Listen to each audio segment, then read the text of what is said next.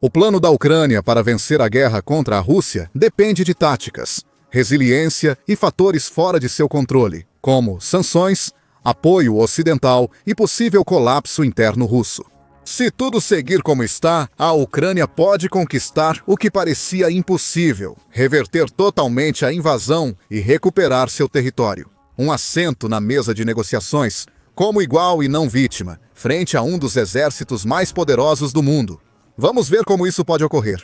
Primeiro, é preciso compreender o tamanho das vitórias táticas que a Ucrânia obteve na guerra. O principal exemplo disso aconteceu no primeiro dia da Operação Militar Especial. O fracasso parcial da Rússia na ocupação do aeroporto de Hostomel em 24 de fevereiro de 2022 foi visto como uma das principais razões para não conseguirem tomar a Ucrânia. No plano inicial de 3 a 4 dias, a tática de Putin para Hostomel lembra um manual clássico de táticas. Uma pequena força russa de 200 a 300 paraquedistas em 34 helicópteros se aproximaria do aeroporto de Hostomel sem ser detectada, ocupando-o rapidamente para que as forças russas o utilizassem. Assim, a Rússia usaria o novo túnel aéreo para enviar mais tropas direto ao centro da Ucrânia. Como Hostomel fica a poucos quilômetros do centro de Kiev, o governo ucraniano seria rapidamente sobrecarregado e deposto. Esse era o plano. Essa tática parece tirada de um livro didático, porque realmente é, ao menos em táticas militares secretas russas. A mesma estratégia foi usada não uma, mas 3 vezes diferentes. 2 dessas vezes foram na era soviética, quando a União Soviética invadiu a Tchecoslováquia em 1968 e depois o Afeganistão em 1979. A União Soviética ocupou Praga em um dia, lançando tropas de paraquedas de um aeroporto próximo. Mais importante ainda, essa tática foi usada na anexação da Crimeia, quando a Rússia tomou o aeroporto de Sevastopol e anexou a região quase sem disparos. Então, é seguro dizer que, quando a Rússia tentou repetir a mesma tática no mesmo alvo, apenas 8 anos depois, a Ucrânia estava melhor preparada. A Ucrânia colocou uma força reserva essencial com recrutas, sistemas portáteis de defesa aérea e um canhão antiaéreo Zenitnaya Ustanovka 23, em vez de deixar o aeroporto vazio. Arma ainda remanescente do passado soviético da Ucrânia.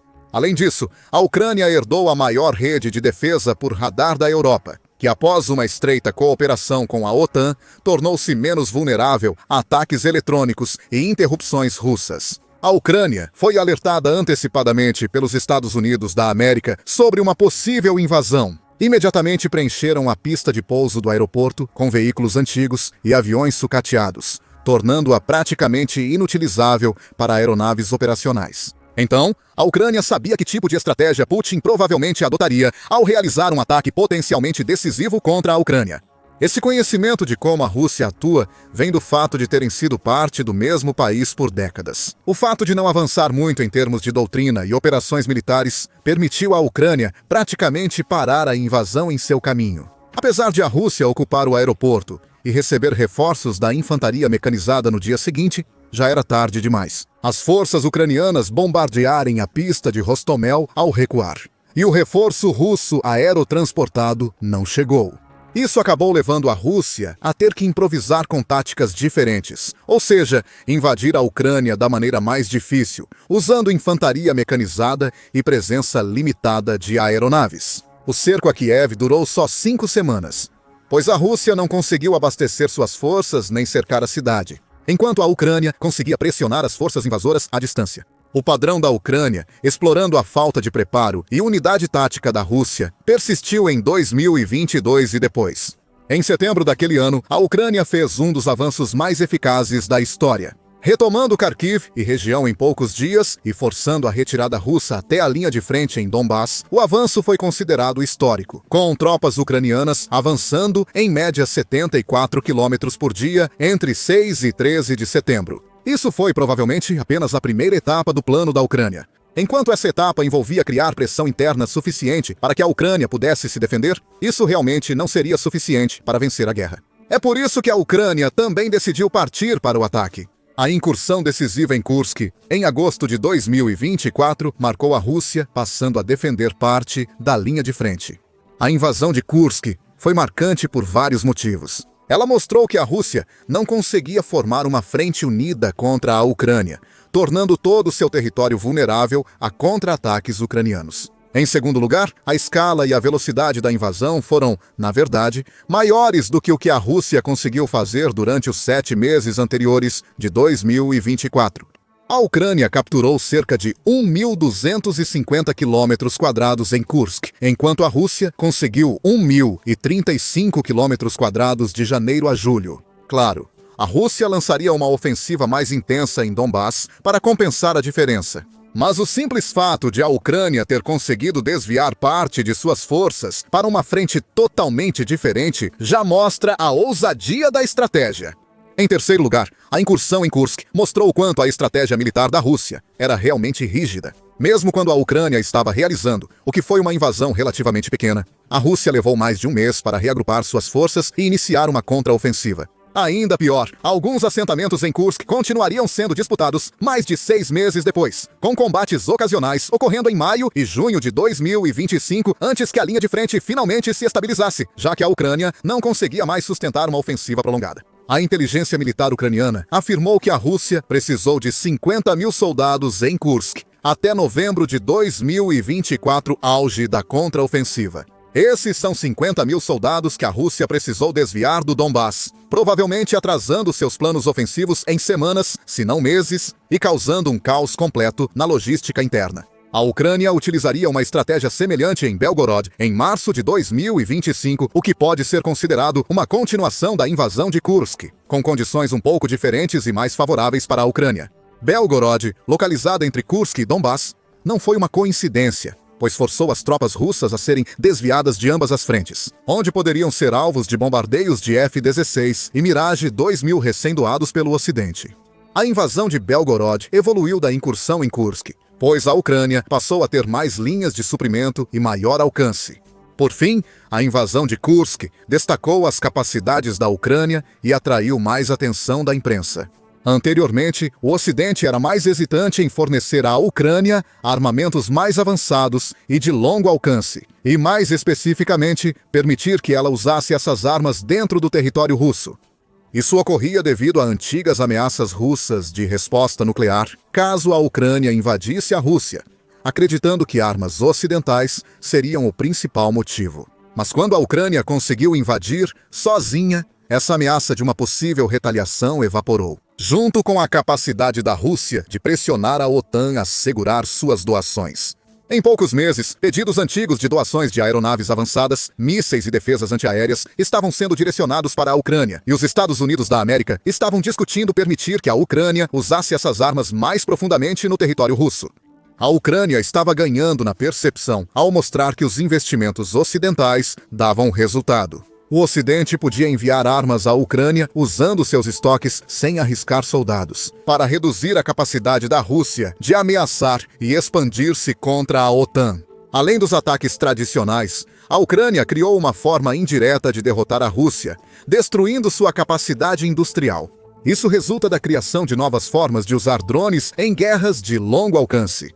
Esse aspecto da guerra não era mostrado antes. Apesar dos drones militares já existirem antes dos anos 2020, modelos como o MQ-9 Reaper podem custar até $30 milhões para compra e manutenção. Seu design como unidades aéreas repetíveis e versáteis, capazes de realizar tanto reconhecimento quanto ataques direcionados, simplesmente os tornava um investimento alto demais. Principalmente contra a Rússia, que já tinha defesas antiaéreas em camadas. A guerra na Ucrânia revolucionou o uso de drones, indo além de apenas miniaturizar aeronaves tradicionais e adicionar controles remotos ou inteligência artificial. Ucrânia e Rússia começaram com drones comerciais de entretenimento e agricultura, aprimorando-os com novas capacidades. Com os primeiros sucessos dos drones de visão em primeira pessoa, a Ucrânia ganhou liberdade para criar drones independentes de longo alcance, similar ao Bayraktar 2 da Turquia ou ao Shahed 136 do Irã. A Ucrânia usaria drones de curto e longo alcance para ter mais controle no campo de batalha. No entanto, o que é mais importante para os nossos propósitos é como drones de longo alcance poderiam ser direcionados a alvos atrás das linhas russas e bem longe da fronteira entre Rússia e Ucrânia. Isso resultou em vitórias estratégicas para a Ucrânia. Os ataques começaram em 2022, mas só no fim de 2023, a Ucrânia obteve capacidades de longo alcance, coincidindo com o aumento de ataques a depósitos de armas e munições por todo o território russo. De 2022 a junho de 2025, a Ucrânia atacou pelo menos 15 alvos importantes, incluindo Toropets, em setembro de 2024, onde cerca de 30 mil toneladas de munições teriam sido incendiadas. Como o grande ataque de drones, em janeiro de 2025, que atingiu a base aérea de Engels, onde havia 3 tipos de bombardeiros estratégicos com armas e munições de longo alcance. O que chama a atenção nesses ataques é o alcance cada vez maior dos alvos. Toropets fica a menos de 300 milhas da Ucrânia, enquanto a base aérea de Engels está a cerca de 500 milhas. A Ucrânia tenta, de forma lenta e constante, esgotar a capacidade da Rússia de abastecer a linha de frente com munições e equipamentos eficazes. Isso resultou na Operação Teia de Aranha, na qual a Ucrânia contrabandeou drones de curto alcance com receptores para acessar redes móveis dentro do território russo. O objetivo era atingir 5 bases aéreas russas com bombardeiros nucleares. Uma é a base aérea de Balaya, a 4.350 quilômetros da Ucrânia. Isso mostra até onde a Ucrânia pode penetrar nas defesas russas, seja por meios tradicionais ou por operações secretas de longo prazo. Os ataques continuaram. A Ucrânia tem focado cada vez mais no refino de petróleo e gás da Rússia. A Reuters estimou que ataques a refinarias fizeram a Rússia perder até 17% de sua capacidade de refino de petróleo e gás. Isso coincidiu com a mesma queda percentual na receita de petróleo e gás da Rússia entre março de 2024 e março de 2025. As razões para a queda do petróleo e gás da Rússia são um pouco mais complexas. Embora os ataques da Ucrânia a refinarias não ajudem, a Rússia enfrenta vários problemas que podem levar a um ciclo de morte econômico. As receitas de petróleo e gás são parte importante da renda governamental. Segundo o Instituto de Estudos de Energia de Oxford, petróleo e gás compõem de 20% a 50% do orçamento anual do governo. Então, não seria errado dizer que a Rússia basicamente depende da sua indústria de petróleo e gás para se manter de pé. O problema surge ao analisarmos os fatores que afetam os lucros da Rússia com petróleo e gás. A União Europeia sempre foi um dos principais importadores de gás russo para suprir sua demanda energética.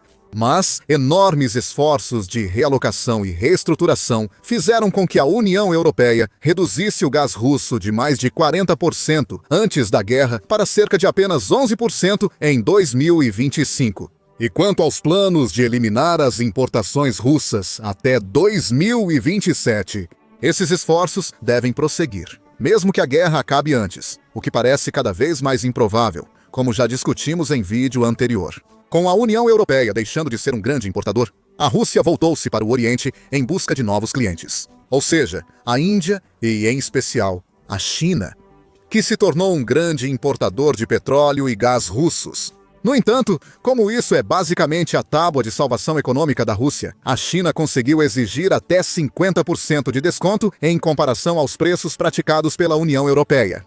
E no setor do petróleo, a situação não é muito melhor. O petróleo bruto dos Urais atingiu níveis recordes de baixa no mercado, despencando de quase $70 por barril para 50 em um ano.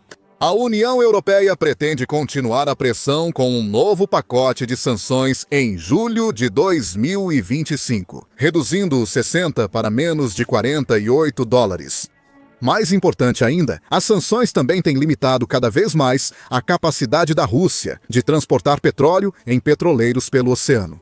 A Rússia passou a recrutar mais navios para a Frota Fantasma, que usa bandeiras estrangeiras para tentar evitar a detecção. Apesar de eficaz ao permitir exportações russas de petróleo, a Frota Fantasma também gera problemas. Agora, a Rússia tem muito menos controle sobre os preços do petróleo que consegue no mercado, e cada sanção diminui ainda mais a capacidade potencial e a lucratividade da frota como um todo. Outro ponto de discórdia é o próprio complexo militar industrial da Rússia.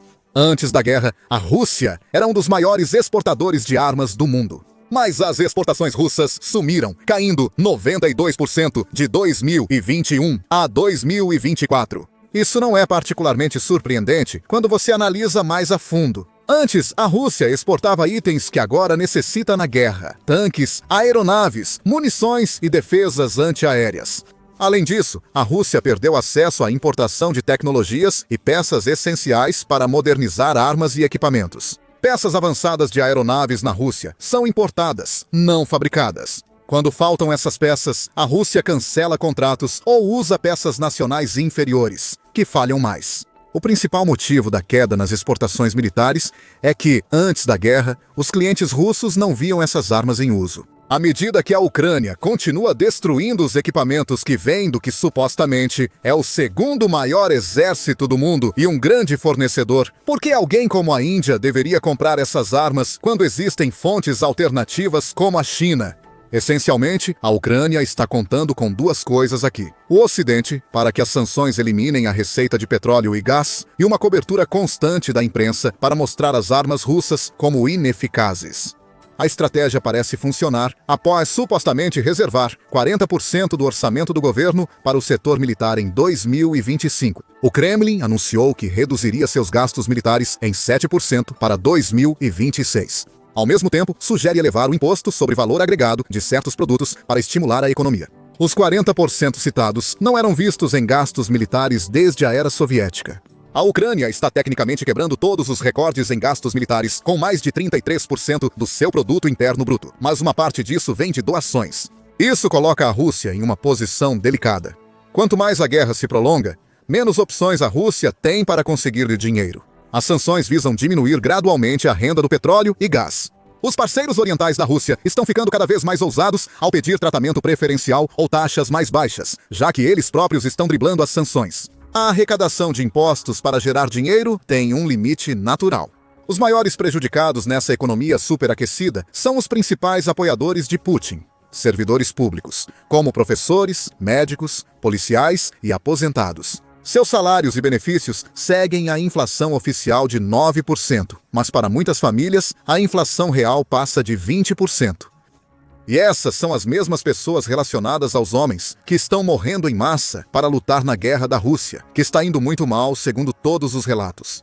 Em abril de 2025, a Forbes estimou que, naquele ritmo, ocupar totalmente a Ucrânia levaria 250 anos e exigiria 100 milhões de baixas.